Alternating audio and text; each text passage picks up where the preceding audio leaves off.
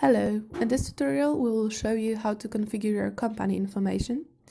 This can be accessed when you go to Home, click on your username, click on Settings, go to Company Information, click on Edit. Here you've got the possibility of writing a name, commercial name, the address where your company is located or registered, the city and the province, their phone number, activity type, which is private sector, retail, unspecified, extractive industry, healthcare, others. There are many options. You can also specify your company email address. Legal registration. This is information that will be visible on all the documents you're creating with STEL Order. And you have the possibility of writing 256 characters as a maximum. You also can specify whether you're a company or a freelancer.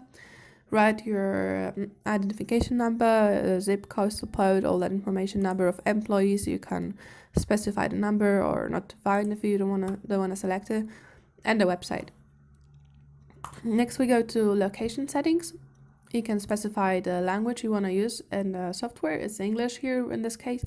We also offer the possibility of using Spanish or the Spanish of Latin America, because some names are different in those both Spanish languages. Then we go to time zone.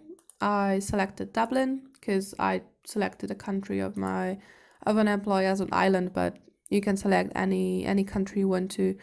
Just like basically like I don't know, Egypt or Cyprus, Czech Republic, Brazil, Algeria, anything, like all the countries.